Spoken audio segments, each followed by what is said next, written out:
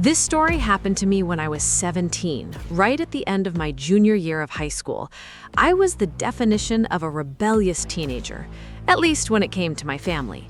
I argued about everything, ignored curfews, skipped family dinners, and spent most of my time blasting music in my room or texting friends until late at night. My parents were at their wits' end. After one too many fights, they decided a family vacation was the only way to fix us. "It'll bring us closer together," my dad kept saying. Yeah, right. My 12-year-old sister, Lily, was actually excited, but I dreaded every second of the plan. We lived in a quiet suburb just outside Seattle, and my parents had booked a week-long stay in a remote area along the Olympic Peninsula in Washington state. The rental was a big, old Victorian-style house in a tiny coastal town called Fog Haven. It sounded peaceful enough. Dense evergreen forests, misty cliffs overlooking the Pacific, and a private stretch of beach nearby. The online photos showed a sprawling two-story home with wraparound porches, tall windows, and that classic Pacific Northwest charm. My dad said it was perfect for hiking, kayaking, and quality family time away from screens. I protested until the last minute, but in the end, I packed my bag and climbed into the SUV. The drive took almost 5 hours. As we left the city behind, the highway turned into winding two-lane roads lined with massive fir and cedar trees. Fog rolled in thick off the ocean, and the air smelled of salt and wet earth. Lily chattered nonstop about spotting eagles or maybe even a whale, while my mom blasted an old playlist and my dad focused on the GPS. I sat in the back with my headphones on, staring out the window and trying not to think about how bored I was going to be. Secretly, though, the wild, isolated beauty of the place started to pull me in a little. We arrived just as the sun was sinking behind the trees, painting the sky in deep oranges and purples. The house rose up at the end of a long gravel driveway, bigger than the pictures suggested. It had dark green shutters, a wide front porch with rocking chairs, and ivy crawling up one side. Behind it, the forest pressed close, and you could hear the distant crash of waves. But what really stood out was the smaller, attached wing on the right side of the main house, like an old addition built right into the structure. It looked lived in, with its own separate entrance and a chimney puffing faint smoke. We were just unloading our suitcases when Victor stepped out from that connected wing. His name was Victor Langford. He was tall and thin, probably in his late 50s, with sharp gray eyes, a neatly trimmed beard, and clothes that looked like they belonged to another decade: faded flannel shirt, worn suspenders, and heavy boots. He greeted us with a polite but slightly off smile. "You must be the Parkers," he said, his voice low and gravelly. "I'm Victor. I live right here in the annex, so I can keep an eye on the property. Anything you need, just holler." My parents shook his hand warmly. Mom complimented how beautiful the house was, and Dad asked about the best trails nearby. I hung back, watching. There was something about Victor that made my skin prickle. His gaze lingered on each of us a second longer than necessary, and when he smiled, it never quite reached his eyes. He insisted on giving us the full tour before we settled in. Inside, the house felt even larger and more maze-like than it looked from outside. High ceilings, creaky hardwood floors that echoed every footstep, a massive stone fireplace in the living room, and a kitchen that mixed modern appliances with antique cabinets. Upstairs were 4 bedrooms, each with its own old-fashioned charm: 4 poster beds, lace curtains, and windows that looked straight into the dark woods. Lily claimed the room with the best view of the ocean. My parents took the master bedroom at the end of the hall. I got the one closest to the stairs. But the strangest part was downstairs. There were 2 heavy wooden doors on the ground floor, one in the hallway near the kitchen and another in the mudroom that clearly connected the main rental house directly to Victor's annex. He noticed me staring and chuckled softly. These old places were built in the 1800s, he explained. The family that originally owned it lived in both sections. I keep the doors unlocked because I'm right here if you need help with anything. Leaky faucet, extra firewood, whatever. Out here in Foghaven, folks don't bother with locks much. We trust each other. He said it casually, like it was the most normal thing in the world, but something about those unlocked doors and the way he mentioned keeping an eye on the property made my stomach tighten. Why would a landlord live literally connected to the rental house, and why leave direct access open? After Victor left us to settle in, we cooked a simple dinner in the big kitchen.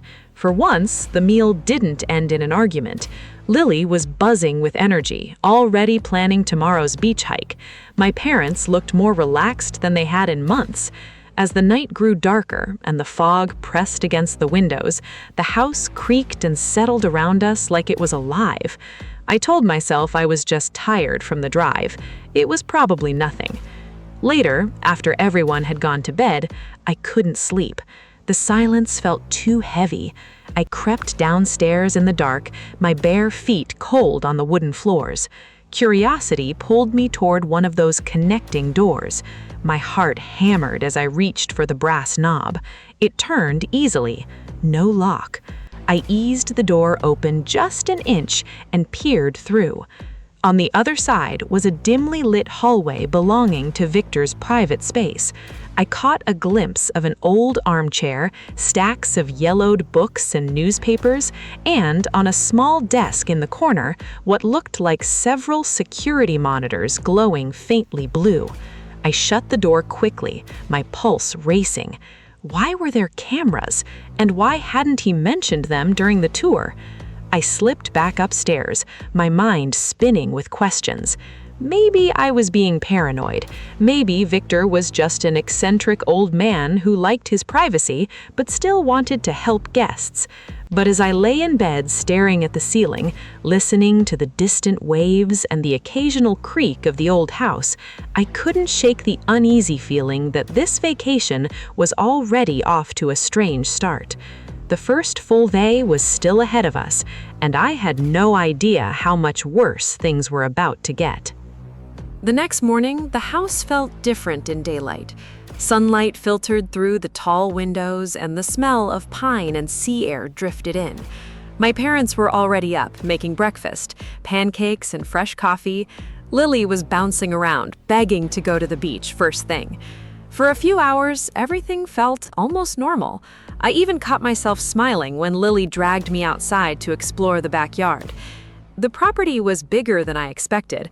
Behind the main house, a narrow path wound through thick ferns and old-growth trees toward a small cliff overlooking the ocean. Victor had mentioned a private trail down to a secluded cove. We decided to hike it after breakfast.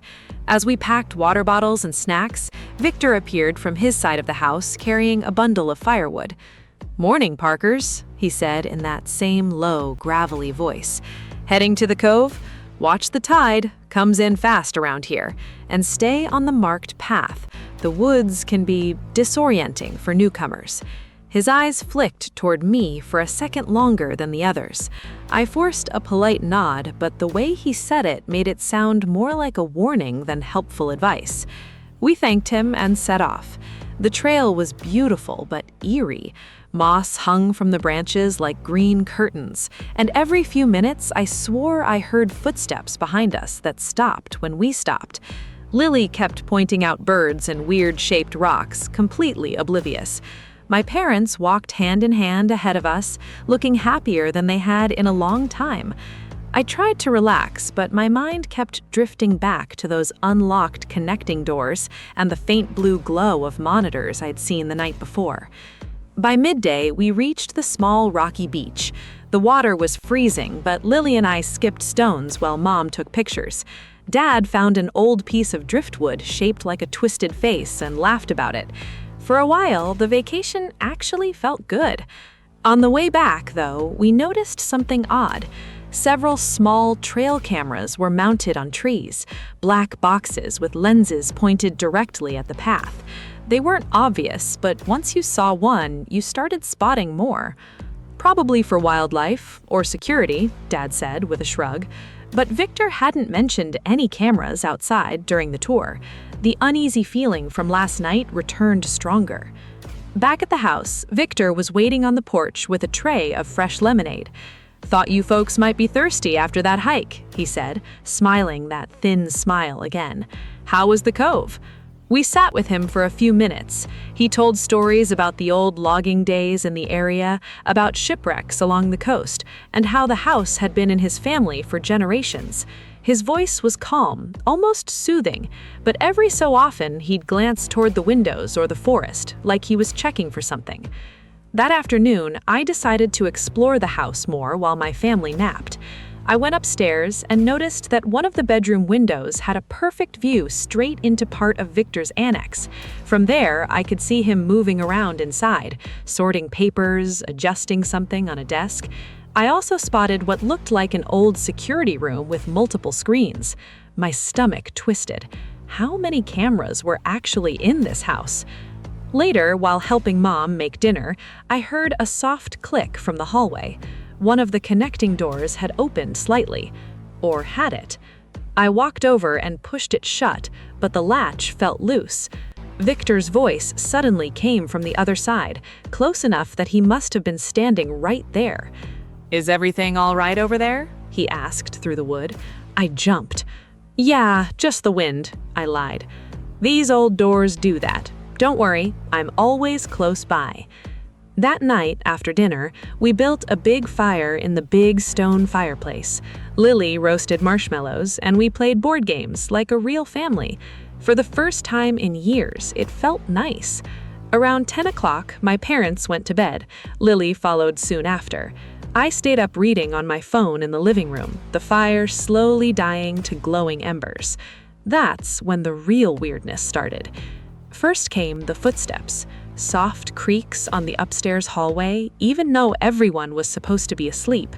Then a low humming sound, like electronics, that seemed to come from inside the walls. I told myself it was just the old house settling, but around midnight, I heard the distinct sound of one of the connecting doors opening downstairs. I froze.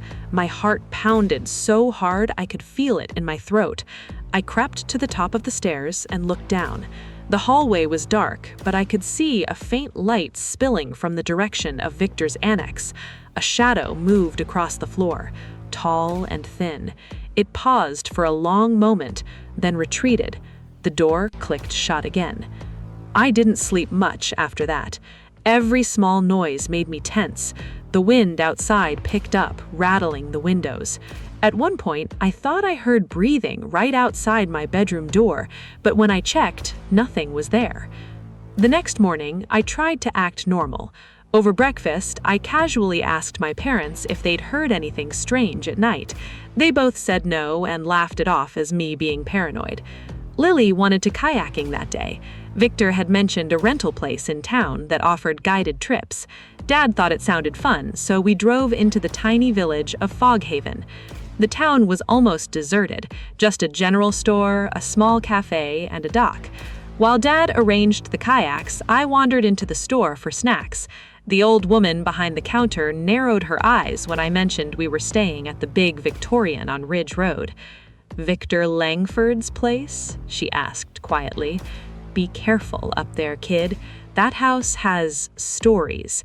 Folks say he's harmless, but he's been living alone in that connected wing for 30 years. Some people who stayed there left early, said they felt watched." I tried to press her for more, but she just shook her head and changed the subject. When I got back to the dock, Victor was there talking to my dad. He had driven down in his old truck to make sure everything was all right. He even offered to show us the best spots for kayaking. My parents thought it was kind of him. I thought it was creepy. As we paddled out onto the calm water that afternoon, I kept glancing back toward the shore. Victor stood on the dock watching us, hands in his pockets, completely still. The fog was rolling in again. By the time we returned, the sun was already low, and the big house on the hill looked darker than ever. That second night, the real fear began. I woke up around 2 a.m. to the sound of my bedroom door slowly creaking open. I sat up, paralyzed. A silhouette stood in the doorway for just a second, then it was gone. I grabbed my phone, turned on the flashlight, and checked the hall.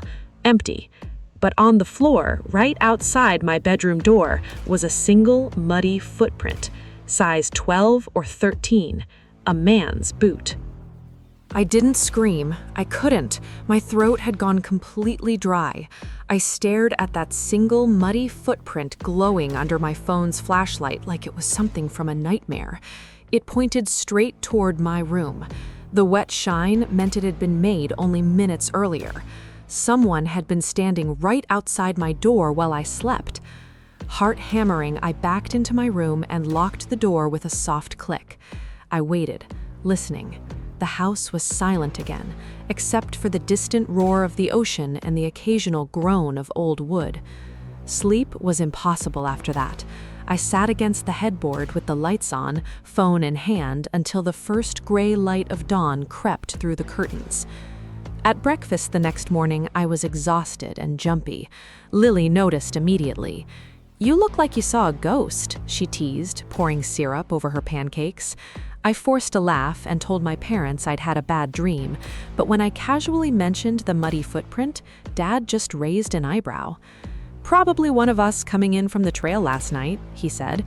"You know how damp it gets out here." Mom agreed and changed the subject to today's plan, a longer hike up to the ridge behind the house. Victor had recommended it, saying the view of the Pacific was unforgettable. I wanted to protest, but I didn't want to sound crazy in front of Lily, so we went. The trail was steeper than expected. Fog hung low between the trees, turning the forest into a maze of shadows. Every snapped twig made me flinch. Halfway up, I realized Victor was following us at a distance. He stayed far back, almost hidden by the mist, but I caught glimpses of his tall figure and that faded flannel shirt. When I pointed him out to Dad, he waved it off.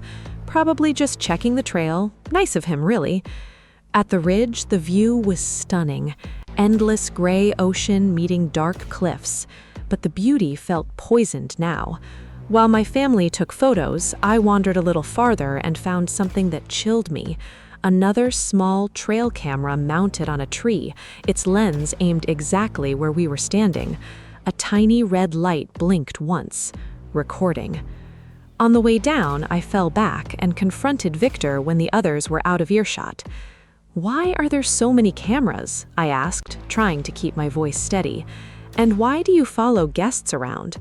He stopped walking and looked at me with those sharp gray eyes. For a moment, his polite mask slipped. "This is my property, young man. I protect what's mine. The woods aren't always safe. People get lost. Things happen." He smiled again, but it was cold.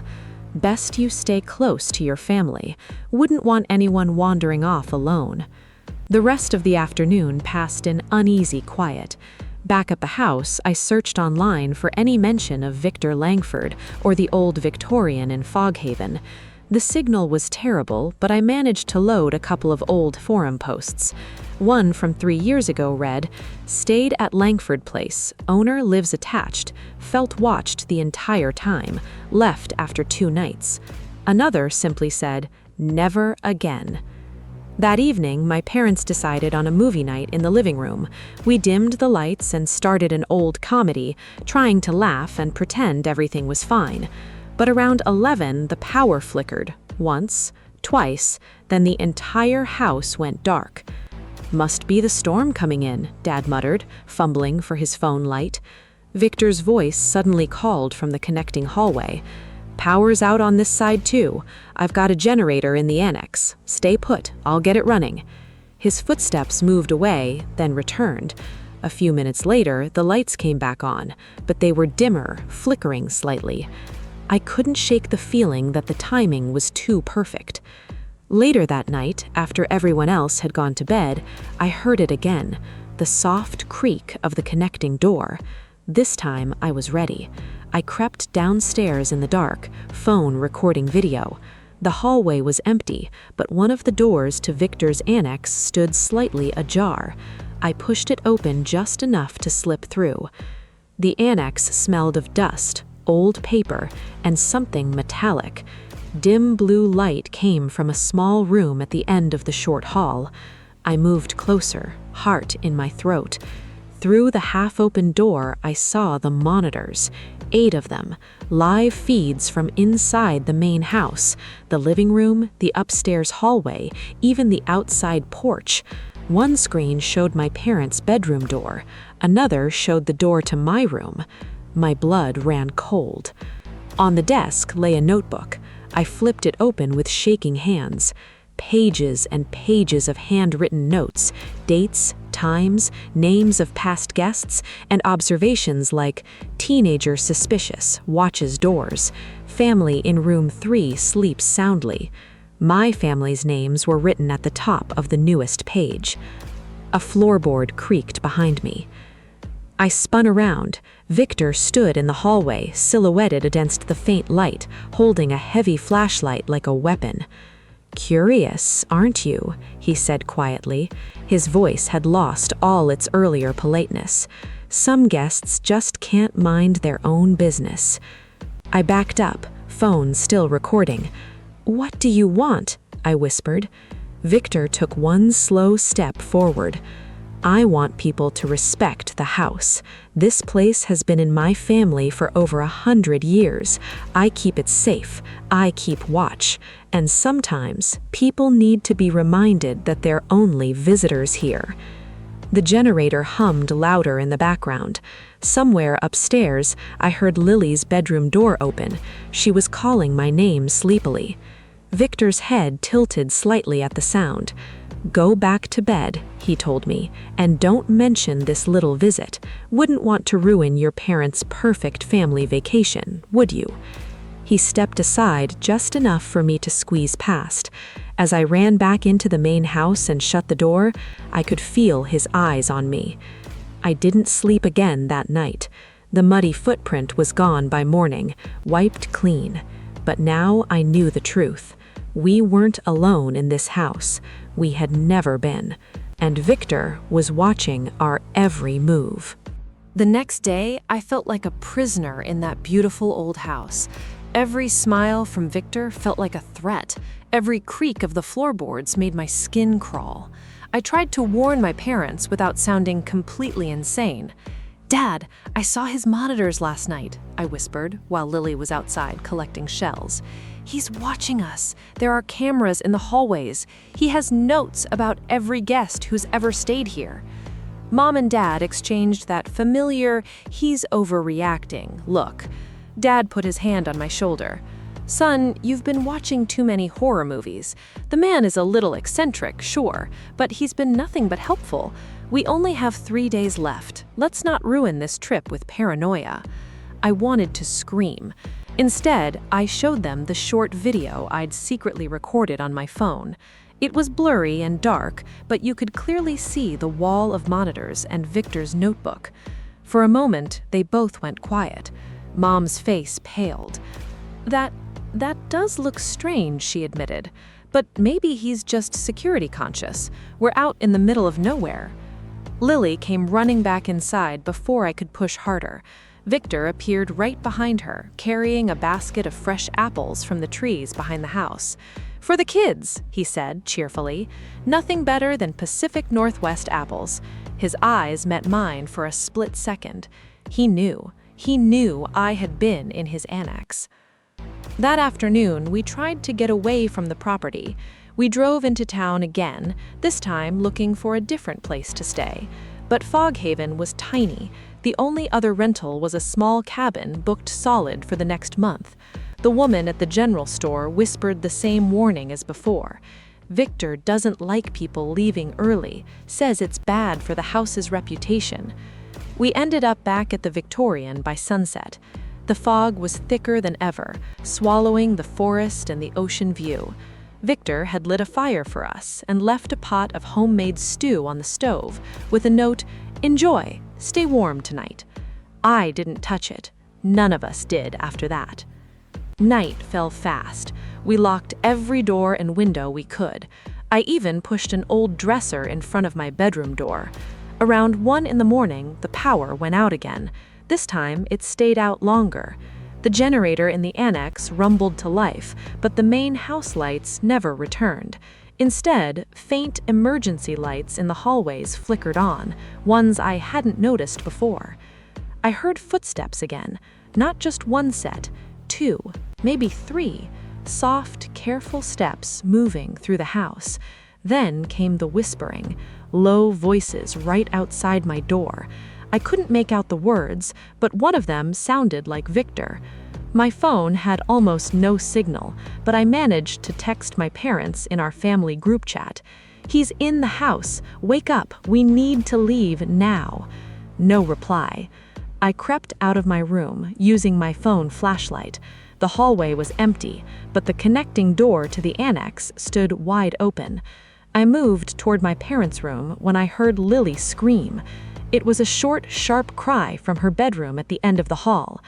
I ran. The door was locked from inside. "Lily, open up!" I shouted, pounding on the wood. Her voice came back trembling. "There's someone outside my window. He was looking in at me." Dad finally appeared, hair messy, holding a heavy flashlight like a club. What the hell is going on? We got Lily out and gathered in the master bedroom. Mom was already crying quietly. That's when we heard Victor's voice coming through the walls, calm and almost friendly. "Everything all right in there, Parkers?" I heard a scream. "Need any help?" None of us answered. We huddled together on the big bed, listening. For almost an hour, there was nothing but silence and the sound of rain starting to pour outside. Then the lights suddenly came back on, bright and normal. Victor knocked gently on the bedroom door. "Just checking on you folks. The generator kicked in fine. The main line knocked out again. Happens all the time up here." Dad opened the door a crack. Victor stood there in his nightrobe, looking concerned, but his eyes were scanning the room, checking each of us. "We're fine," Dad said firmly. "We'll be leaving first thing in the morning." Victor's smile faltered half a second. "Leaving early? That's a shame.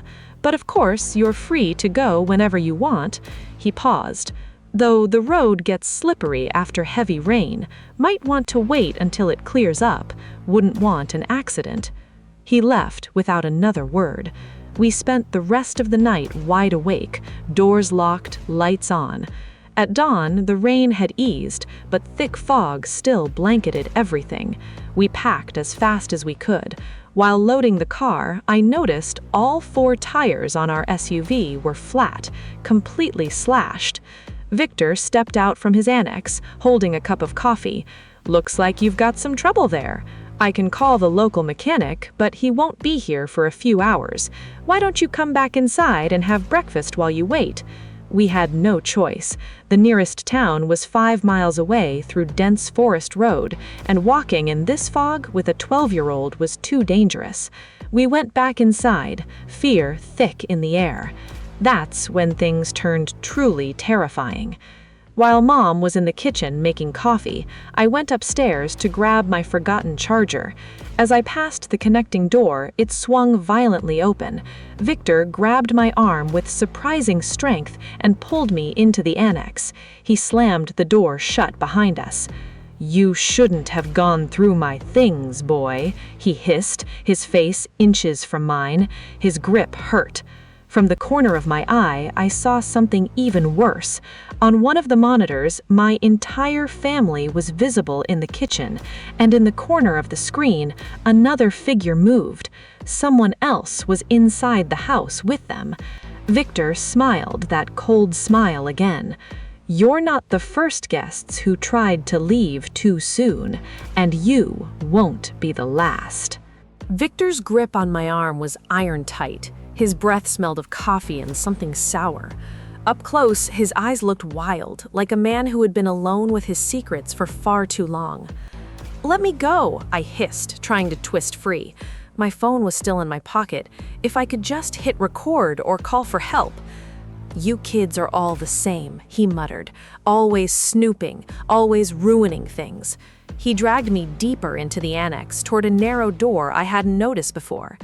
Behind it was a set of old wooden stairs leading down into darkness. The house has a way of keeping people who don't respect it. From upstairs, I heard my mother scream my name. Lily was crying. Dad was shouting. The second intruder was with them now. I slammed my elbow back as hard as I could into Victor's ribs. He grunted and loosened his grip just enough. I yanked free, spun around, and shoved him hard into the wall. He stumbled. I didn't wait. I bolted back through the connecting door into the main house, slamming it shut behind me and dragging a heavy side table against it. "Dad! Mom! Run!" I yelled, sprinting toward the kitchen. The scene there was pure chaos. A tall, thin man in dark clothes, another stranger, had Mom backed against the counter. He wasn't holding a weapon, but his presence alone was terrifying. Dad had grabbed a kitchen knife and was standing between the man and Lily. The stranger turned toward me. His face was gaunt, eyes hollow. "Victor said no one leaves early," he rasped, like he was repeating something he'd been told many times. I didn't think. I grabbed a heavy cast iron pan from the stove and swung it with everything I had. It connected with the man's shoulder. He howled and staggered back. Dad lunged forward and shoved him hard. The intruder tripped over a chair and crashed to the floor. "Car, now!" Dad shouted. We ran. Suitcases half packed, no time for anything else. The front door was locked from the outside. Victor had done it while I was in the annex. We raced to the back door instead. Rain pounded down as we burst outside into the thick fog. Victor was already there, waiting on the porch with a shotgun in his hands. The second man limped out behind us. "You're not going anywhere," Victor said, calmly, pointing the gun at Dad.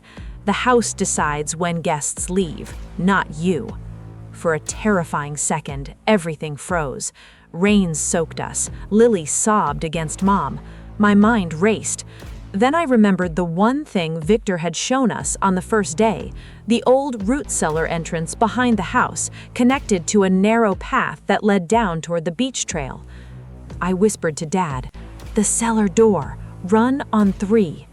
On 3, we scattered. Victor fired a warning shot into the air. The blast echoed through the trees. We sprinted around the side of the house. I yanked open the old wooden cellar hatch. We tumbled down the damp stone steps into the musty darkness. Dad pulled the hatch shut above us and dropped the heavy iron bar. Victor's voice roared outside. "You can't hide. The woods know their own." We crawled through the old root cellar, past dusty shelves of forgotten jars, until we found the narrow tunnel at the back, an old escape passage probably built during the logging days. It was tight, dark, and smelled of earth, but it led us out 50 yards away in the forest behind the house. We ran blindly through the rain and fog. Branches whipped our faces, roots tripped us. Lily was brave, running without complaint. Behind us, we could hear Victor and the other man crashing through the undergrowth, calling our names in eerie, almost sing-song voices. After what felt like forever, we stumbled onto the main road. A logging truck was coming down the hill slowly because of the rain. Dad waved his arms frantically. The driver, an older man with a kind face, slammed on the brakes. "You folks all right?" he asked, his eyes widening at our soaked, terrified state. "Call the police," Dad gasped. "The Langford house. Victor, he's crazy. He tried to keep us there."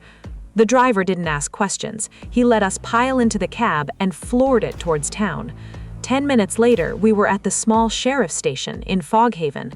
The old woman from the general store was already there, like she had been expecting something. "Told you to be careful," she muttered as the deputy took our statements. By evening, the police had gone up to the house. Victor and the other man were gone. They found the cameras, the notebooks with detailed records of dozens of past guests, hidden rooms in the annex, and even old IDs and belongings from people who had left early over the years. Some stories matched the forum posts I had read. We never got our SUV back. The police drove us all the way to Seattle the next day. The vacation that was supposed to bring our family together had nearly torn us apart. But in a strange way, it did make us closer. We talked more after that, argued less. I stopped being so rebellious. Some fears put everything else in perspective. Even now, years later, I still wake up sometimes hearing creaking floorboards and feeling like someone is watching me through a hidden camera. I searched online once more. The old Victorian in Foghaven is still listed for rent. New guests come and go.